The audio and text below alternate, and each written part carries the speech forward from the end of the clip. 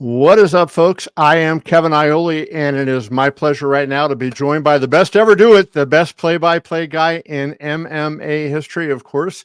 Who else could that be but Mr. Jon Anik? John, welcome. I appreciate you, brother. Dude, how about that KevinIole.com stinger right there to get everybody started? I like that little wipe or whatever they call it in the business. Nicely done, my man. We're working. We're trying to keep getting up here. It's going to take a long time, but I think the biggest thing we got to work on is the talent. But anyways, a lot of good stuff to talk about. The heavyweight championship. I love heavyweight championship fights, and I love Jon Jones, right? So UFC 309, Jon Jones defending against Stipe Miocic. We will get into that, but I want to go back before we go forward, John, and I want to pick your brain on something. There has been a lot of talk this summer. Dana White has been on a crusade that Jon Jones is the pound-for-pound best fighter in the world. The UFC.com voters have Islam Makhachev as number one pound for pound. But I wrote this last week.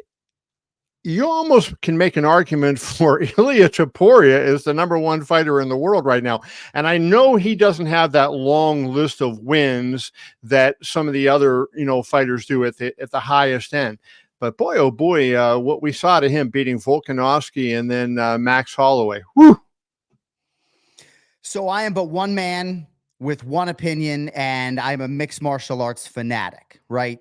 Ilia Topuria's accomplishments this year are undeniable, and to do what he did to Alexander Volkanovski and Max Holloway successively, relatively close or in their fighting primes, is otherworldly. But for me, KI, Islam Makhachev's ability to find that takedown and find that submission in his last title defense against Dustin Poirier is about as good as it gets, right? And for me, he was the guy going in, so I don't know that he loses that perch for me. I have always put 155 pounds on a pedestal. I do believe 155 pounds is the deepest division. And part of the reason why Ilia Topuria is getting Fighter of the Year consideration, and rightfully so, over Alex Pereira, is because of the depth of his division. But for me, it is Islam Makhachev every day of the week. Jon Jones is in the conversation, but inactivity, I think, largely takes him out of the discourse. So yeah, that's my argument with Jon too. And I'm talking to Jon on Thursday, so that should be an interesting conversation to hear what he thinks about that topic and what everybody's been saying about him.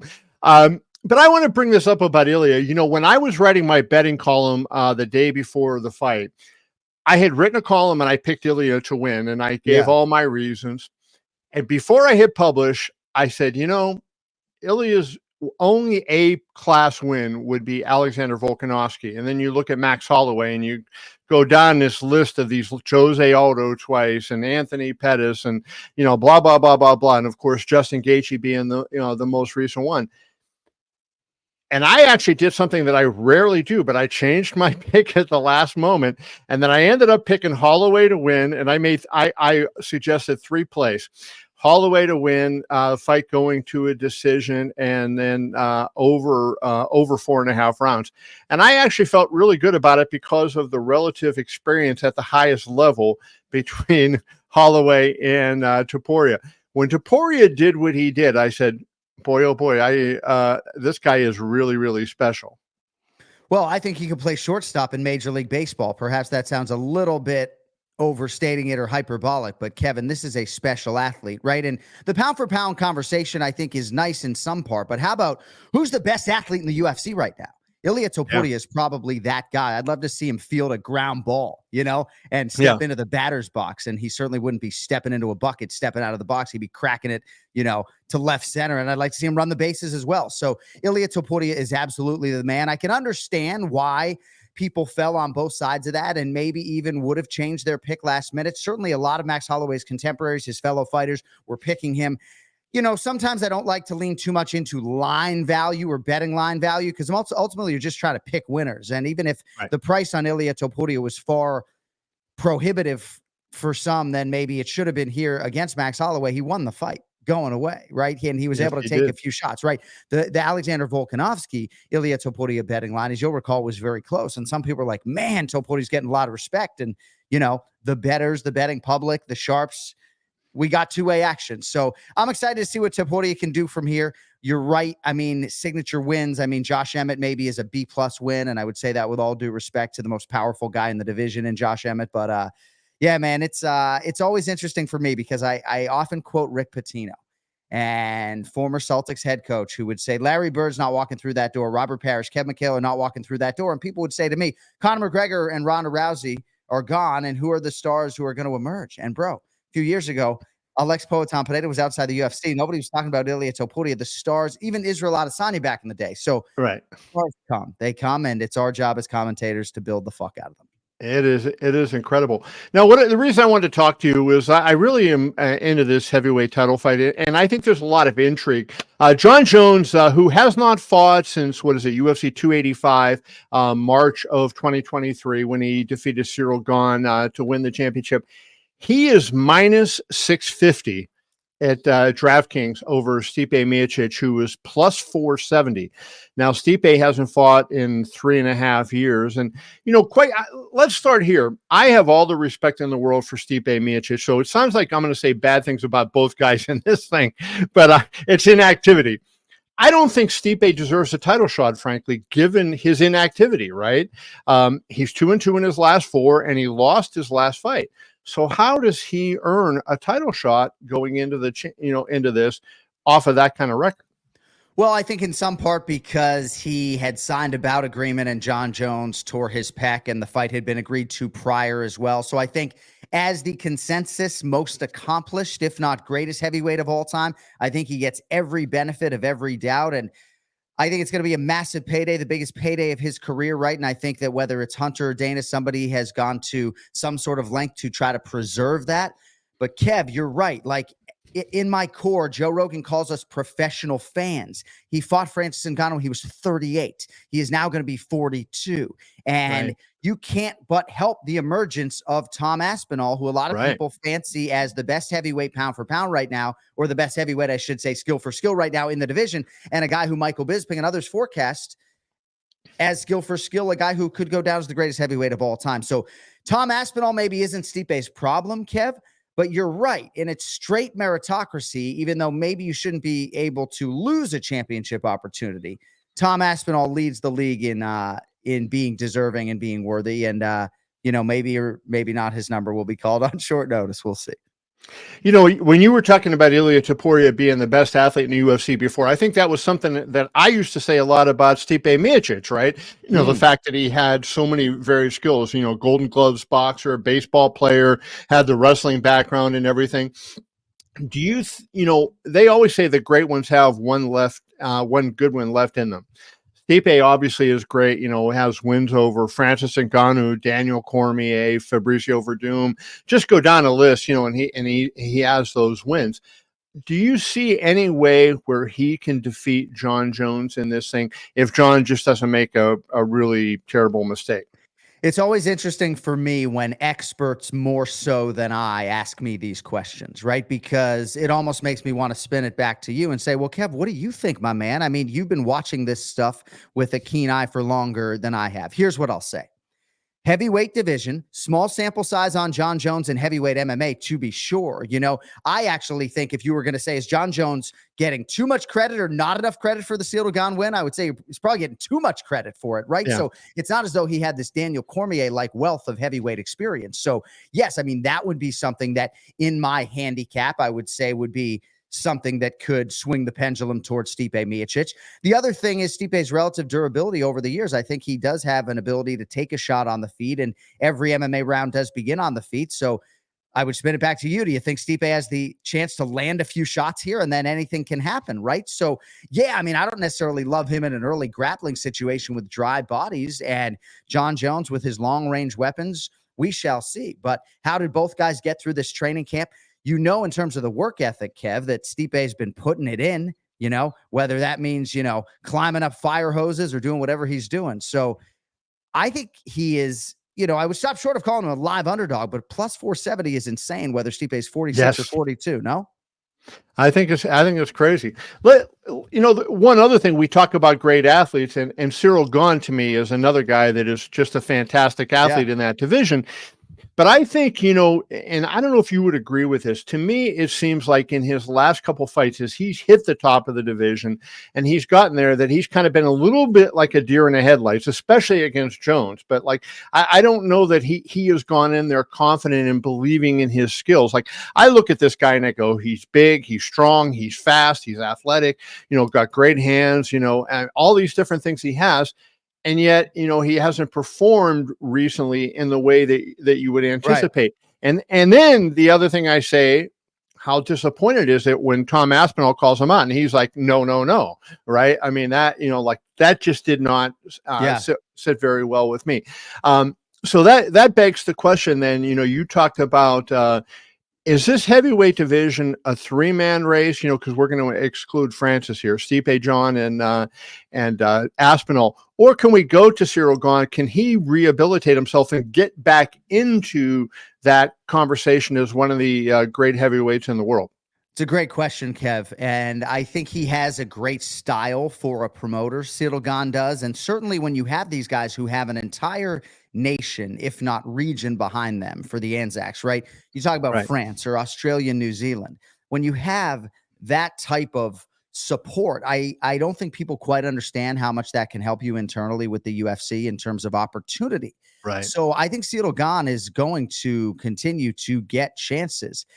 I don't want the headline, KevinIole.com, to read Jon Anik suggests Ciryl Gane should get a sports psychologist. I don't know how much work he's done on the mental, but when he fought Francis Ngannou, there were a lot of layers, the preamble to that fight. I feel as though he was sort of mentally beaten a little bit at the press conference and in the build-up to that fight, right? And then the Jon Jones fight couldn't have gone less spectacularly for him, So, yeah, he's come out the other side. I do still believe in Ciryl Gane. So it's a long-winded way of saying, yes, I think he is in the race, But I think Tom Aspinall is on the tip of all of our tongues. So Ciryl Gane and other guys, Alexander Volkov even has been an afterthought. I'd like to see Volkov get an opportunity here as well. Yeah, he has really put himself in the race. How disappointing is it to you? Francis had to do what he had to do in terms of, his career, finances. He wanted to box, which he was not going to be able to do in the UFC. So let's put that aside. Just as a fan of the sport and a competitor, given that he moves across the street and goes to the PFL, we no longer will see Francis versus Aspinall, Francis versus Jones, a rubber match between Francis and Stipe. How disappointing to you is that we won't get to see those?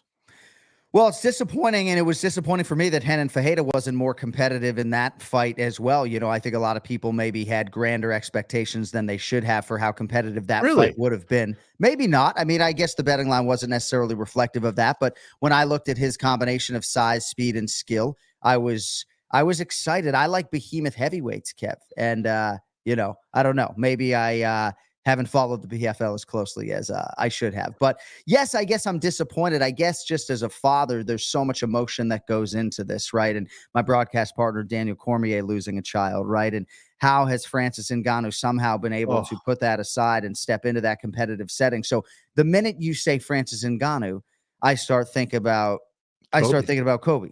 So I don't know. Yeah, man. I mean, I feel like whatever his competitive desire is, I hope he can scratch that itch. And if his desire is to fight the best heavyweights in the world that reside in a non-AAA league, then I think that's what needs to happen, but I just don't expect it in my lifetime. Yeah. And it's funny, like I had put out on YouTube, I put a post up that I was interviewing Jon. I said, if you have any questions you want me to ask him. And there was so many of the questions that people were saying, ask him why he's ducking Francis Ngannou. Jon Jones signed to fight Francis Ngannou. Yeah. And so, it wasn't Jon Jones that said no to Francis Ngannou. And I think we ought to get that out there to people that, Jon said yes. And that fight would have happened had Francis re-signed with the UFC.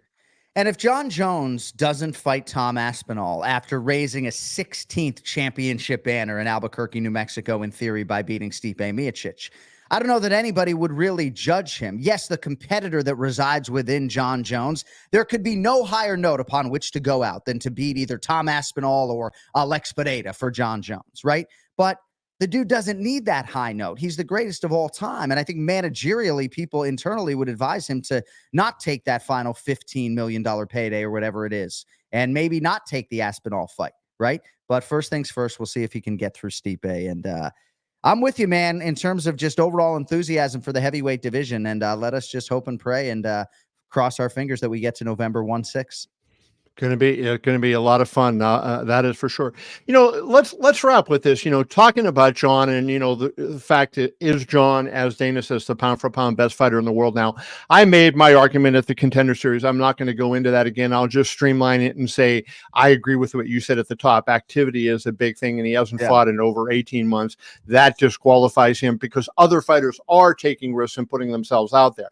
But I think if there are doubts about Jon Jones as a fighter at this age right now, Jon, it is that 11-month stretch in 2019 and 2020 when he wins decisions over Anthony Smith, Thiago Santos, and Dominic Reyes. Dana thought that Dominic Reyes won that fight. There were people who thought both Smith and Santos defeated the GOAT. Do you think that can you rationalize that away and say, well, Jon was so dominant in that division for so long that he didn't really take those guys as seriously as maybe he should have?